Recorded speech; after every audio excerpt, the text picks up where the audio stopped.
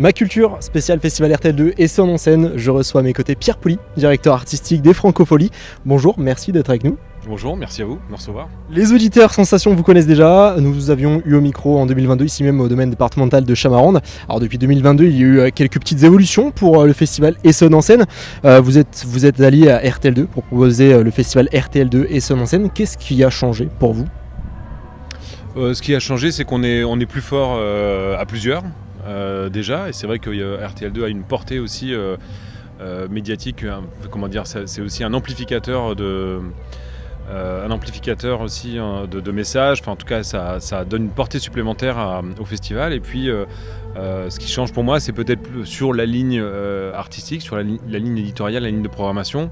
On essaie bien entendu de faire en sorte qu'il y ait une cohérence aussi artistique vis-à-vis de la ligne éditoriale d'RTL2. Voilà, après, non, on partage à plusieurs les idées de programmation. C'est toujours intéressant et enrichissant. Donc, et justement, c'était ma prochaine question. Le partenariat avec RTL2 a-t-il bousculé votre fonctionnement dans la programmation musicale notamment, et notamment du fait de l'orientation pop-rock RTL2 ? En fait, on avait déjà cet axe chanson pop-rock de base, puisque c'est ce qu'on a voulu faire pour singulariser le festival. Donc finalement, c'est une forme de continuité naturelle. Et dans notre fonctionnement interne, ça n'a pas changé grand-chose. Non, on est toujours, libre de nos choix artistiques. On aime les échanges, on aime aussi essayer de comprendre et de savoir ce qu'aiment et ce que voudraient voir nos partenaires. Et puis on compose avec l'actualité musicale, on compose avec tout un tas de choses. Effectivement, je pense que ça peut être un booster aussi en fonction aussi des audiences potentiellement d'RTL2 qui vous orientent sur le choix de tel ou tel artiste qui pourrait être plus en vogue que d'autres. Pas trop, non, parce qu'on essaie de se fier quand même aussi à notre connaissance du live. La diffusion d'artistes en radio, en streaming, tout ça n'est pas forcément révélatrice d'une atmosphère en live. D'atmosphère live, et puis sur cette capacité à faire venir des gens pour les voir l'artiste sur scène. Donc on fait un peu attention à ça. C'est peut-être des outils d'aide à la prise de décision à un moment, mais non, je regarde pas trop ça, non. Les talents locaux et émergents sont une nouvelle fois au cœur du festival RTL2 Essonne en scène. Avant d'être programmée ici, notamment Noshka était à vos côtés à La Rochelle en juillet dernier. Elle est à l'affiche du chantier des Francopholies, votre bébé, cet incubateur à talent. Comment avez-vous repéré Noshka ? Noshka, en fait, on monte chaque année un comité de repérage d'artistes pour le chantier des Franco, puisqu'on s'engage auprès entre 12 et 15 artistes par an au chantier. Donc Noshka fait partie de ce travail de repérage avec notre comité de repérage. Donc là, en l'occurrence, je crois que c'est sa productrice de spectacle qui m'a parlé d'elle, et une collègue qui avait été la voir en concert, qui avait vraiment été charmée par sa proposition. Et comme Clara Isé hier aussi, c'était aussi une artiste chantier. Et donc c'était tout naturel pour nous d'avoir, comme on le fait quasiment chaque année, un ou une artiste du chantier chaque jour sur le festival. Et c'est toujours un vrai plaisir, même pour nous, festivaliers d'un jour, de découvrir ces talents. Pour ces talents émergents de par les Francopholies, vous les produisez sur des mythiques scènes, comme aujourd'hui, comme à La Rochelle, ce qui joue grandement à les faire connaître. Mais est-ce que vous êtes aussi également amené à les suivre de façon plus poussée, les manager, les orienter vers des labels par exemple ? Oui, en fait, souvent, une bonne partie de ces artistes-là ont déjà un début d'entourage professionnel. Parfois on les repère vraiment très très tôt. Ça a été le cas de Zao de Sagazan, même, qui était aussi l'artiste chantier de l'année dernière, qui depuis aujourd'hui connaît une ascension fulgurante, c'est moins qu'on puisse dire. Et donc il arrive parfois en effet que certains artistes en amont, on se rend compte qu'ils n'ont pas encore d'entourage, et effectivement le fait de les annoncer déjà, ne serait-ce que de les annoncer auprès de la filière professionnelle, auprès des médias comme faisant partie du chantier des Franco, on sait déjà que toute la filière va regarder, va écouter ces artistes-là, pour ceux qui ne les connaissent pas, et s'intéresser à eux. Donc, et parfois on peut être facilitateur. Moi ça m'arrive en effet dans mes rendez-vous avec les producteurs de spectacles et labels de dire ah, là on a un nouvel artiste qu'on a repéré au chantier, c'est vraiment génial, il faut que tu te poses dessus, ça. Donc ça arrive, et chaque année on a des cas comme ça. Et puis ce qui importe, c'est pas tant leur passage au Franco, on va dire que ça c'est un peu la cerise sur le gâteau, c'est ça nous permet de voir tout le travail qui a été mené avec eux tout au long de l'année. C'est un peu le moment culminant, on va dire. Mais ce qui compte, c'est le travail qui est fait avec eux au chantier des Franco, ce travail scénique qui est fait avec tout ce réseau de professionnels avec lesquels on travaille. Et après, on considère que ces artistes rentrent un peu dans notre famille, quoi, dans la famille des Franco.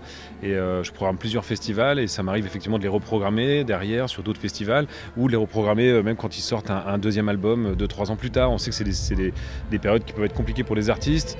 Voilà, on est là, on est à leur écoute, on suit leur actualité et avec beaucoup, on crée des liens d'amitié en fait. Et on considère vraiment, oui, qu'ils font partie de notre famille, quoi. Et vous connaissez bien ça parce que pour rappel, vous êtes aussi manager, éditeur à côté de votre profession de directeur artistique des Francopholies. Donc je suppose que c'est aussi un booster pour vous et pour les talents que vous repérez, que vous accompagnez tout au long de l'année. En tout cas, cette autre activité me permet simplement de mieux comprendre l'environnement d'un artiste et de mieux pouvoir conseiller un artiste sur son développement. Mais pour ça, il y a aussi des gens qui le font très bien, nous, au chantier. Mais ça me permet... Ouais, ça me permet peut-être d'être force de proposition aussi vis-à-vis de mes confrères éditeurs, labels, producteurs pour les amener à s'intéresser à ces groupes-là et donc à connaître les éléments de langage, à savoir exactement ce qu'ils peuvent en attendre. Moi, j'en signe pas à titre personnel, ça ferait double emploi. Ouais. Mais oui, forcément, ça aide aussi à se dire où en est l'artiste aujourd'hui dans sa carrière, qu'est-ce qui lui manque pour pouvoir aller plus loin. Parfois, c'est juste effectivement un entourage. Et donc, oui, ça m'aide forcément à ça. Ouais. Alors justement, ça m'amène à la prochaine question. On parlait de Zao de Sagazan qui est passé par les chantiers, enfin le chantier des Francopholies. J'ai aussi en tête Suzanne, Christine and the Queens, qu'on a vu récemment pour la cérémonie des Jeux Para, Big Flo et Oli, Hervé, j'en passe. Tous ces noms sont passés du coup par le chantier des Francopholies. Qu'est-ce qui pour vous fait un beau talent, un grand artiste en devenir ? C'est fou parce que c'est une question qui est compliquée à répondre et à la fois quand on le voit, on sait en fait. Donc franchement c'est très dur à expliquer. Il y a des évidences. Zao de Sagazan en l'occurrence c'était une évidence. Moi je l'avais découvert je crois qu'il y avait 500 personnes qui l'a suivi sur Facebook, qui était dans sa chambre. C'est un pote qui m'en avait parlé, je ne sais plus par quel billet. Je connaissais moi son père en tant que performeur, Olivier de Sagazan, qui est un performeur que j'admire depuis plus de 15 ans. Et en voyant ces vidéos, je me suis dit, mais en fait, elle dégage un truc qui est vraiment dingue. Après, l'artistique, évidemment, est central. C'est-à-dire, l'artiste peut avoir tout le meilleur show lumière, le meilleur truc, mais ça va rester les titres, la chanson, l'écriture, la singularité. Je parle beaucoup de singularité parce que c'est la présence sur scène. La présence scénique, elle se travaille. Okay. Mais la singularité artistique, la singularité de création, la singularité de qui est l'artiste et qu'est-ce qu'elle veut être, qu'est-ce qu'elle va dégager. En termes de charisme, en termes de tout ça, il y a un truc qui est plus de l'ordre de l'inné ou du travail évidemment de création, mais la singularité de l'artiste, c'est quelque chose et ça arrive effectivement souvent. Alors, qu'on voit un artiste sur scène et qu'on se dit waouh, mais ça c'est sûr. Et puis d'autres où on se dit il y a un truc, il faut qu'on travaille, il faut qu'on aille de l'avant aussi. Voilà, il faut l'accompagner, il faut que ça soit travaillé et sur lesquels il se passe aussi des choses derrière. On est très content. D'autres, en fait, finalement, ça fonctionne pas ou l'artiste s'essouffle et il n'y arrive pas. Bon, c'est comme ça. Et puis il y a des certitudes. Zao de Sagazan, c'était une certitude absolue. Ça a fait l'unanimité auprès de tout le monde tout de suite. Il n'a pas fallu beaucoup de jobs derrière pour la booster et puis faire de ce qu'elle est aujourd'hui. Non. Puis il n'y a pas eu de débat sur la volonté de nous de vouloir l'accompagner. On n'est qu'une petite pierre. Enfin, je veux dire, on est dans le maillon absolument. Hein. On n'est pas en train de dire que c'est nous qui l'avons. Mais on savait qu'il fallait et effectivement quand elle a commencé au chantier à travailler avec nous, on avait senti chez elle énormément de choses, mais elle était encore un peu dans la réserve, un peu dans la retenue. Et puis en fait elle s'est révélée, c'était assez dingue. Entre les moments où on les repère et puis les moments ne serait-ce que les fins de travail de résidence, au bout d'une semaine, on voit déjà des changements assez radicaux parfois. C'est ce qui donne aussi, je suppose, l'image qu'on peut avoir d'un futur grand talent et d'un futur, je sais pas, disque de diamant. Oui, voire plus encore. Là, Zao, ça tourne, ça commence déjà à cartonner à l'étranger et tout ça, donc on est très contente pour elle. Que de bonnes choses pour elle. Parlons de l'an prochain, que peut-on dire est-ce qu'on peut se donner rendez-vous ici en 2025 toujours ? Je l'espère, hein.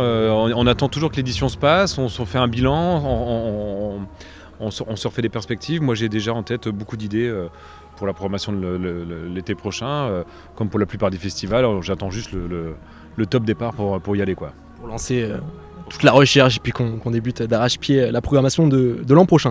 Pour les artistes locaux qui nous écoutent, comment peuvent-ils faire comment peuvent-ils tenter tout simplement leur chance pour figurer à l'affiche de cette belle scène de RTL2 et son scène?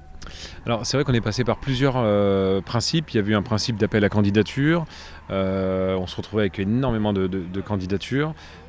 Et on a fait évoluer le dispositif en s'appuyant plutôt sur le savoir-faire des acteurs et des salles et des collectifs d'artistes locaux, ou en tout cas du département, voire même un peu au-delà du département. Donc il y a ce premier travail de repérage qui est fait par ces salles et par ces acteurs. Et nous, on arrive finalement après ça, où on se fie, comme on n'a pas l'occasion de voir tout le monde sur scène, tout le temps, on se fie plutôt aux professionnels qui les suivent à l'année, qui connaissent du coup ces talents. Absolument, et qui pourront nous orienter en disant écoute, ça vraiment, je pense que c'est prêt, puis c'est le bon moment. Puis parfois, nous, on a des coups de cœur. Moi, ça m'est arrivé d'avoir des coups de cœur qui n'ont pas pu se faire tout de suite parce que finalement, on nous a dit attention, sur scène, c'est peut-être pas encore le bon moment. Ils risquent de griller une cartouche alors que l'année prochaine, ils vont en plus sortir quelques titres. Et donc, ils savent que ça sera le bon moment pour y aller, que les étoiles les planètes vont s'aligner, comme on dit souvent. Et donc, donc que ces artistes-là se fassent connaître, se fassent repérer auprès des salles. On pense au Rackham, à Paul B notamment, qu'on salue et qu'on suit tout au long de l'année également sur Sensation. Merci beaucoup Pierre Poli d'avoir été avec nous sur Sensation. Pour rappel, vous êtes directeur artistique des Francopholies. C'est un plaisir de vous recevoir. Le MAC Culture est à retrouver directement sur notre site internet Radio Sensation, mais également sur notre chaîne YouTube.